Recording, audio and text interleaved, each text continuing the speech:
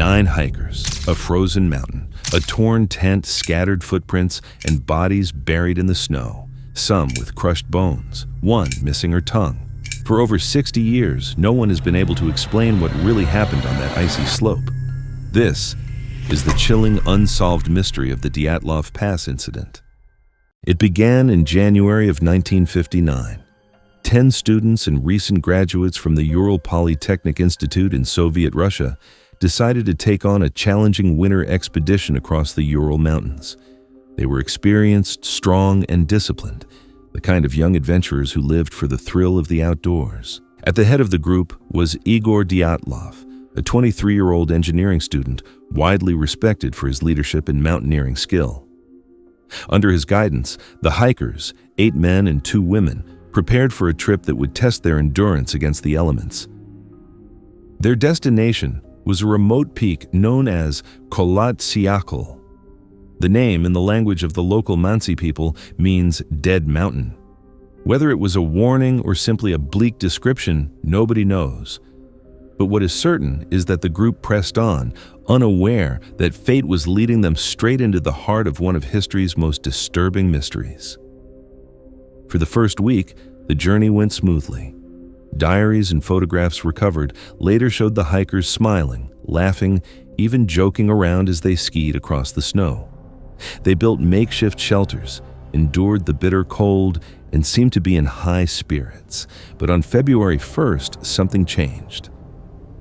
That night, the hikers pitched their tent on an exposed slope of the mountain. Why they chose that spot, no one is sure.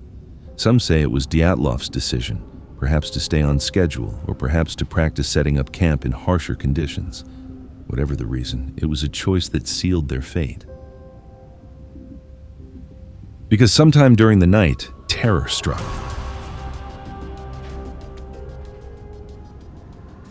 When the hikers' bodies were finally discovered, the scene defied all logic. Their tent had been found partially buried in snow, but more importantly, it had been cut open from the inside. It looked as though they had slashed their way out in a desperate attempt to escape something. Inside, their belongings remained untouched: boots, coats, food, even their journals.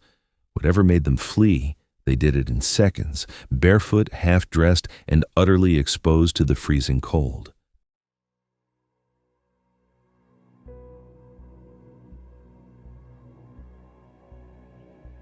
Rescue teams followed the tracks leading down the slope and soon came upon the first 2 bodies.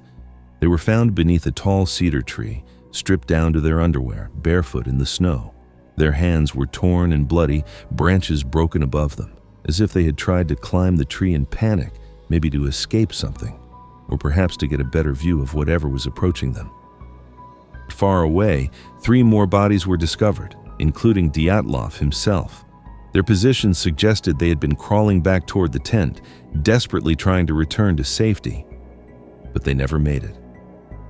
The last 4 hikers weren't found until the spring thaw, buried beneath several feet of snow in a ravine nearly half a mile from the camp, and their condition was far worse.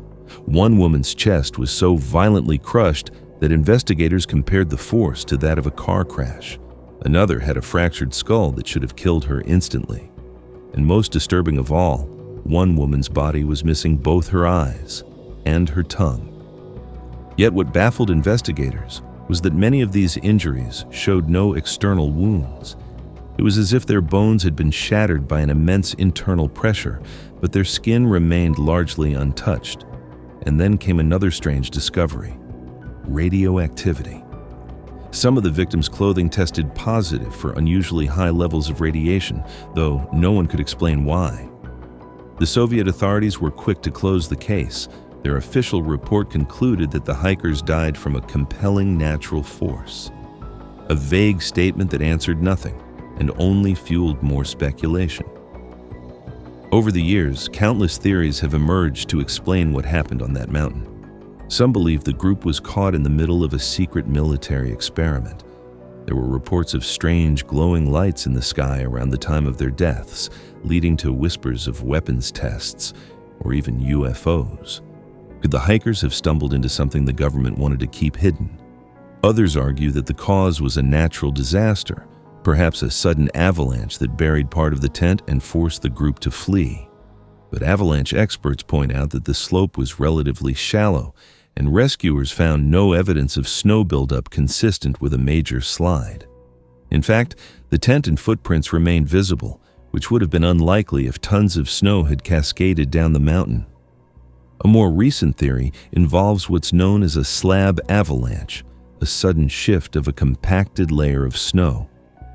In 2019, Russian authorities reopened the investigation and concluded that this was the most likely cause. But many researchers remain unconvinced. Could a slab avalanche really explain crushed bones without bruising, or the missing eyes and tongue, or the traces of radiation? Other explanations are far darker. Some suggest the hikers were attacked, maybe by the local Mansi people, angry that outsiders had trespassed on sacred land.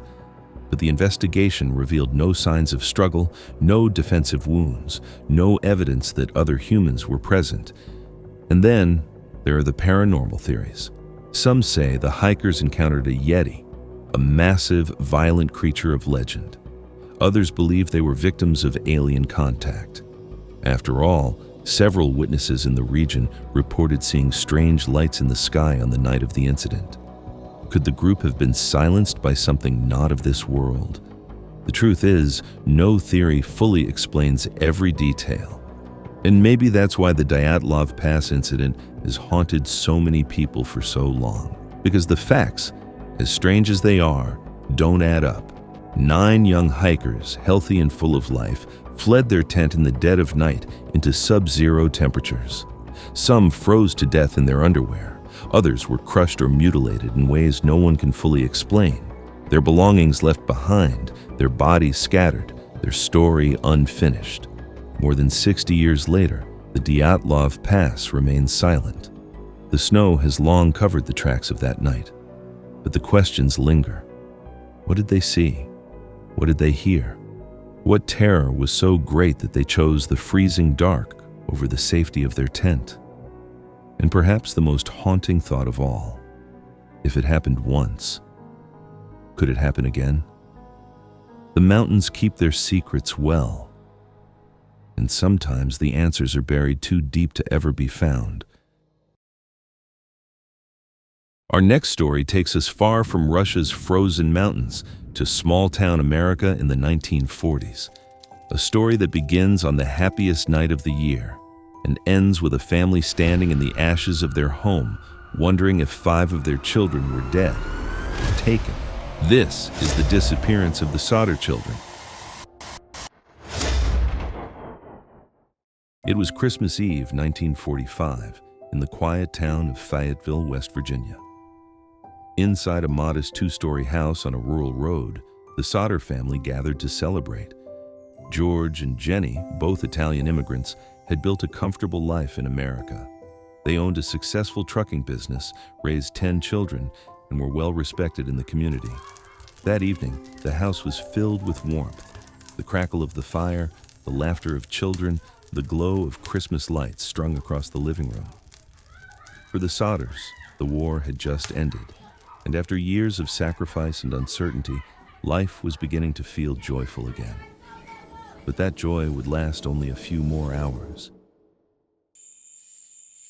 Around 10 p.m., George and Jenny decided to head to bed, leaving some of the older children awake, still giddy with the excitement of Christmas. The younger ones had already fallen asleep upstairs. The night was quiet, peaceful, until it wasn't. Sometime around 1 a.m., Jenny awoke to a strange sound, something sharp hitting the roof, then rolling down. She listened for a moment, puzzled, but hearing nothing more, she slipped back into sleep. Minutes later, she woke again. This time, it wasn't sound that roused her. It was smell, the thick, acrid scent of smoke. When she looked toward the hallway, she saw it, flames already crawling up the walls, devouring the wooden structure. In seconds, she and George were screaming for their children, pulling the youngest from their beds, ushering them outside into the frigid night air. But when they counted heads, horror struck. 5 of the children were missing: Maurice, 14, Martha, 12, Louis, 9, Jenny Jr., 8, Betty, just 5 years old. They were still inside the burning house. George didn't hesitate. He smashed open a window and tried to climb back in, only to be driven back by searing flames. His arm was cut to ribbons from the glass. Desperate, he ran for his ladder, the same ladder he always kept leaning against the house, but when he reached for it, it was gone, vanished. Panic rising, George tried another plan. He ran for his coal trucks, hoping to climb onto the roof, but both engines, which had worked perfectly the day before, refused to start. The ladder he always kept against the house was also missing. Neighbors tried to call the fire department, but the phone line was dead.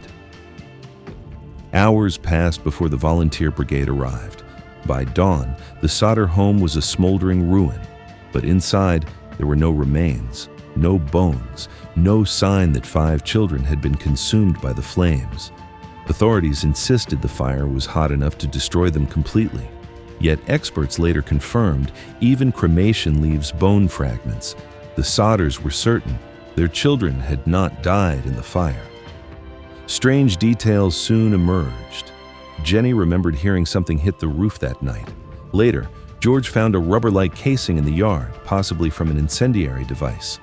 The missing ladder was discovered down an embankment. Mechanics later examined the trucks and found nothing wrong. And then there were the warnings.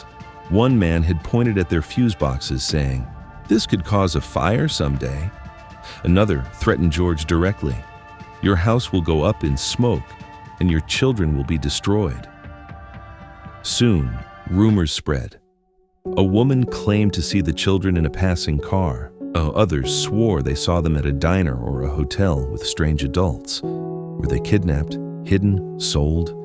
Desperate for answers, George and Jenny put up a massive billboard with their children's faces. For decades, it stood as a haunting reminder. What was their fate? Kidnapped? Murdered? We seek truth. Then, in 1967, Jenny received a letter from Kentucky. Inside was a photograph of a young man with words scrawled on the back. Louis Sodder. I love Brother Frankie. Elil boys. A 90132 or 35 Louis was one of the missing children. The resemblance was undeniable, but the sender was never found. The photo became the family's most painful possession, proof perhaps that their children had lived, or a cruel hoax. No one ever knew.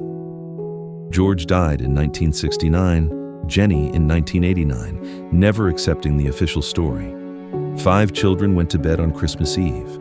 By dawn, they were gone. Burned, kidnapped. The truth remains lost. Imagine tucking your children into bed on Christmas Eve and waking to find them gone forever.